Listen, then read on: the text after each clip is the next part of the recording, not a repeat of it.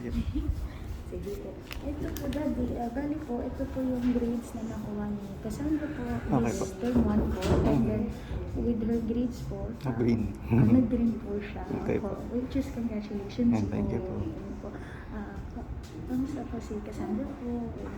Sa bahay. Yun yung sinulat ko dito. We felt, may mami, yung mami niya tsaka ako. Tingin namin, tamad siya magsulat. Opo. Gulat nga po ako. Pero I think parang before naman po, I think may observation with her kung bakit po ganun po siya. I think medyo hard po kasi yung press niya sa pencil po. Yung press niya po kasi sa pencil, medyo madiin po siya. Kaya po I think mabilis siyang mapagod.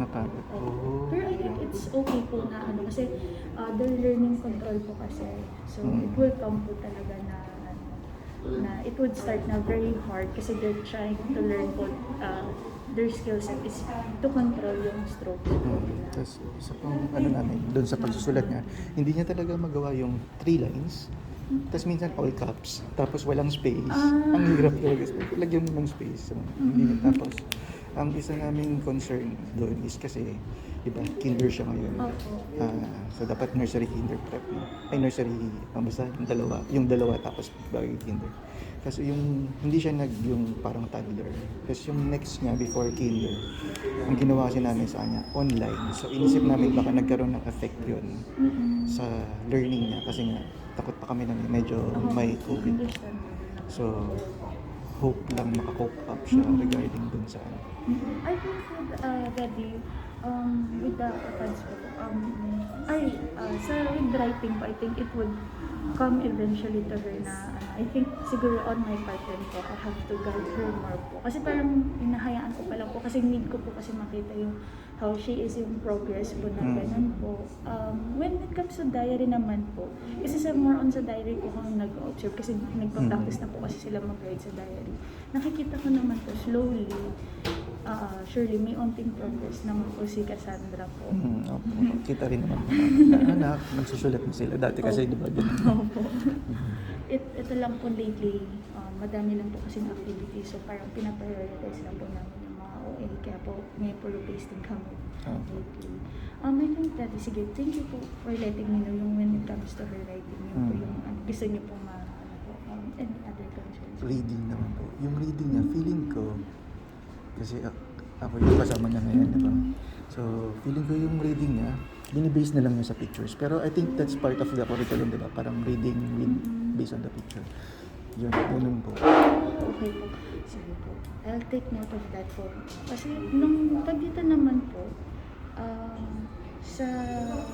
okay naman po siya sa reading when it comes to English and Filipino. Yung pag sa lesson po, isa po siya sa mga yung, kasi ang dito po, pag lesson discussion, we try as much as possible is yung word po talaga yung mabasa nila rather than mag-rely sa picture. Kasi parang ang nangyayari po is picture association, then reading. Yun po yung medyo mahirap kasi parang hindi mo alam kung ano ba talaga siya, na-read na po niya. Pero thank you rin po for letting me know na yun po yung nangyayari sa home po. Pero dito po sa school, sa class, okay naman po siya with it. Pero ma'am, siya, lately, napapansin ko na rin din talaga na nakapagbasa na siya. Like, yung 3-letter, tapos minsan hanggang 4, minsan hanggang 2 syllables nagagawa niya. Tapos kaya ako nasabi na picture association minsan. Pinakita ko yung logo pinakita ko yung card parking. Sasabi ko, babasahin mo yan. Ay, nakita niya yung logo ng mall. So yung, ang bilis niya binasa. Nabasa mo, nakita mo lang yung mall Sabi ko, so yun lang. Pero, she's independent naman. Independent siya. Tapos, masayahin. Ano siya? Parang gusto niya lagi maglalaro kasi siya lang isa. Tapos, isa lang. Ang concern ko sa kanya is pag expose na siya sa other crowd, medyo mahihain na siya. Pag new faces sa kanya, mahihain na siya. Okay naman. Hindi naman po siya. I think it's helpful po kasi mga classmates niya is very helpful po. Yung pag nakikita nila na si Cassandra na need niya na po ng help, lalapit na rin, Cassandra, do you need help? And then, with that, I think it helped Cassandra build confidence in her na, ay okay, my classmates are helping and then I think I should help them as well. Pero ma'am, on your side, what are naman po yung observations mo na hindi namin na-observe sa kanya sa bahay? I think when it comes to independence, very okay po si Cassandra. I think there are just instances lang po na medyo need niya po ng help. Although I appreciate na teacher, I need help po, yung gano'n. Lumapit naman po siya, which is I'm very thankful po na lumalapit siya, gano'n if need niya po ng help. And then, when it comes to, ito lang po, lately lang po, napansin ko lang po, nung term 1 po, okay naman po siya sa lesson discussion, gano'n po, parang listening at the game, very happy siya although hindi naman po nawala po yun this time. I think yung pag-lesson discussion na, yung medyo lumiliit na po yung attention span. Ang attention span niya. And although kasi I do understand kasi bata pa naman po, it comes a challenge kasi nasa long sounds na po kasi kami. So medyo paulit-ulit, gano'n. So I need to see na kaya na ba nila yung long sounds. Kasi short sounds of vowels, very confident ako with Cassandra. Yung long sounds na and with multiple sounds of C and K. C and G. I think dun po siya medyo nahirapan po kasi may hard C yung and then may soft C na. Dun po siya I think nahirapan po. Pero other than that po, I think nung napapansin ko po pag repeated po siya nagagawa po namin with lesson discussion, nag-gets naman niya po eventually. Okay po. So, thank you po for guiding Cassandra. You're welcome. And thank you rin po, Daddy, for coming. I appreciate po kasi I wanted to see rin as well what are your goals and aims po with Cassandra. Yeah, hopefully ma-maintain niya. Kaya naman po. And I think po if I suggest po when it comes to writing, I think ang pwede niyo pong gawin with Cassandra is I've tried po yung mga boxes po, yung may yung kunyari po, yung ganito po siya, yung itsura. Yung mga may ganyan. Para lang po mag-gets na po na magkaiba yung bigyan. Sa bookstore na lang po. Meron din po sa mga online. Online po. Anong tawag po sa ganyan? Text ko po sa inyo. Ay, sige po. Opo, pero lang po mag-gets na po na okay, dapat. big C. And then para at least ma-practice rin po yung spacing niya. Kasi I think sa seminar po na na-attendan ng ko, mas better po na ganito daw po pag starting ng writing para ma-establish na may difference ang bigans. Opo.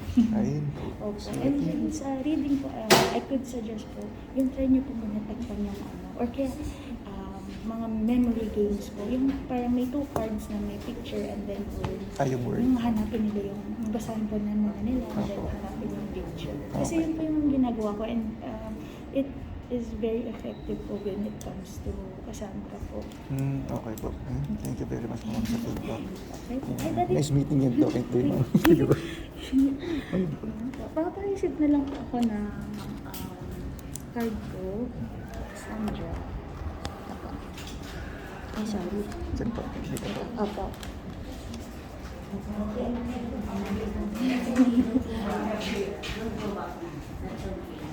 Yes, ma'am. Okay po ba siya sa arts? Kasi nagpapa-enter siya sa art lesson. Yung every Saturday. Tsaka ballet. Very. She's very interested in painting po. Kaya pala. Gusto Kasi, niya talaga arts. I think meron po kaming painting dito. Yun, sobrang tuwang-tuwa po siya. Kasi madami siyang pinint mo. Ito, very excited siya. Although, ano pa lang siya. And I think, beginner. Pero sobrang tuwang-tuwa po siya. She is always looking forward na may watercoloring kami. Okay. Sige po. Sige po. Okay po. Enroll namin sa today. Thank you very much po. Ano po ba ito? Amin ito. Amin po ito. Portfolio po nila. Kumbaga po, compilation po ng mga Titignan po namin. Opo. Akala ko dadalhin sa bahay. Hindi ko Pwede tignan. niyo po, pwede niyo po siya iuwi po muna para lang po, if you want to Okay. share muna. And then, if okay na po kayo, Dalhin sa bahay. pwede niyo na po padala. And then, if okay lang po, wala na po siyang laman. Para po, pang-term Tatanggalin po na po namin. Opo. Sige po. Ito po, daddy. Ayaw nga pala. Opo. And then, daddy, pabalik na lang din po ng, ito pang plastic. Yung plastic lang po. Ah, okay. Opo. Ito lang po. Thank you po. Sige po mo. Sige po, balik. Or okay lang na kahit sa Manila. Sige mo. Sige mo. Thank you po. Thank you. Thank you, Richard.